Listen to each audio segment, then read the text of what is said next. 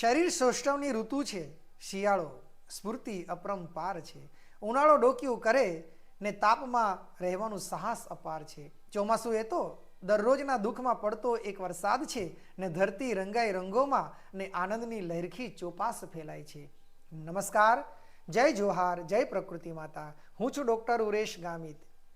દોસ્તો, માનવીય જીવન જ નહીં પણ સમગ્ર જીવસૃષ્ટિ માટે પર્યાવરણ અને દરેક ઋતુઓ જીવનની સુખાકારી માટે ઉપયોગી છે ને તે ખરા અર્થમાં આશીર્વાદરૂપ છે। પરંતુ જો યોગ્ય કાળજી લેવામાં ન આવે તો એ જ ઋતુઓ ગંભીર બીમારીઓ માટે અભિશાપરૂપ બની જાય છે।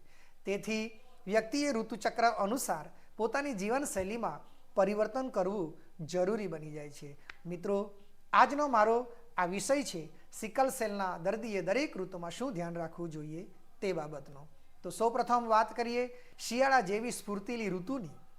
શિયાળામાં સિકલ સેલના દર્દીએ શરીરને ગરમ રાખવા માટે ગરમ કપડાં પહેરવા, શરીરના અંગોનું રક્ષણ કરવા હાથ, પગ, કાન, નાક, માથુંની યોગ્ય સંભાળ લેવી। ઠંડી ઋતુમાં દર્દીની રક્તવાહિનીઓ સંકોચાઈ જાય છે, જેને કારણે શારીરિક કટોકટી થવાની સંભાવના વધી જાય છે। આથી વધુમાં વધુ ગરમ પાણી પીવું, જેથી શરીરમાં હાઇડ્રેશન જાળવી શકાય છે। એનાથી ઉલટું ઉનાળામાં પણ વાતાવરણ અનુસાર કાળજી લેવી જરૂરી છે। આ ઋતુમાં હાઇડ્રેટેડ રહેવા માટે વધુમાં વધુ ORS, લીંબુ પાણી, છાશ જેવા પીણાનો ઉપયોગ પણ કરવો જોઈએ। આ ઋતુમાં ડિહાઇડ્રેશનથી બચવા માટે રક્તના કોષો ચોંટી જતા હોય ત્યારે આ સમયમાં કાળજી લેવી અનિવાર્ય બની જાય છે। ઉનાળામાં હલકા અને ઢીલા કપડાં પહેરવા અને તડકાથી બચવા દિવસના 11 થી 5 દરમિયાન તાપમાં જવાનું ટાળવું જોઈએ।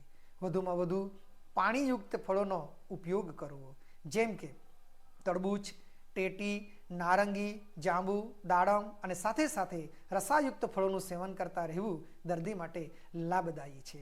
મિત્રો, યાદ રહે, શિયાળા ઉનાળાની જેમ જ ચોમાસાની ઋતુમાં પણ ખાસ કાળજી લેવી પડે છે। વાતાવરણ અત્યારે ભેજવાળું હોય તો ત્યાં સ્વચ્છતા જરૂરી બની જાય।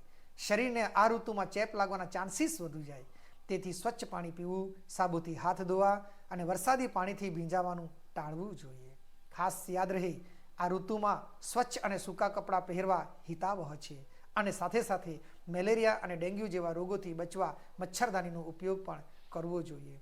પાણીજન્ય રોગોથી બચવા ઉકાળેલું કે શુદ્ધ પાણી જ પીવું જોઈએ તથા બજારના બાહ્ય ખોરાકો ટાળવા જોઈએ।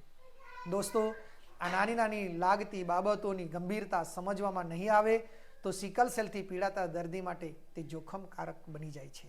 યાદ રહે, આ ત્રણેય ઋતુ આમ તો જીવન માટે જીવન દર્શન છે, તેથી યોગ્ય કાળજી લેવાથી સિકલ સેલના દર્દીઓ માટે તે રામબાણ ઇલાજ સાબિત થાય છે। ત્રણેય ઋતુમાં નિયમિતપણે ડૉક્ટરની સલાહ અને તપાસ કરાવતા રહેવાથી શરીરને તકલીફ થવાની કે લોહી ચડાવવાના જે આવર્તનો હોય છે એમાં ઘટાડો કરી શકાય અને તંદુરસ્ત જીવન જીવી શકાય છે। ટૂંકમાં, સારી સારવાર અને યોગ્ય કાળજીથી પીડા રહિતની લાંબી જિંદગી સરળતાથી હર્ષ ઉલ્લાસ સાથે જીવી શકાય છે। મિત્રો, જો તમે સિકલ સેલથી પીડાતા દર્દીઓને મદદ કરવા ઈચ્છો છો તો સ્ક્રીન પર દેખાતા QR કોડને સ્કેન કરી યથાશક્તિ દાન કરી શકો છો। આશા રાખું છું મારો આ વિડીયો આપને ગમ્યો હશે। વધુમાં વધુ લાઈક અને શેર કરી અમારી ચેનલને સબસ્ક્રાઈબ કરવાનું ભૂલશો નહીં। જય જોહાર, જય પ્રકૃતિ માતા, જય જય ગરવી ગુજરાત, જય જય ગરવી ગુજરાત। ધન્યવાદ।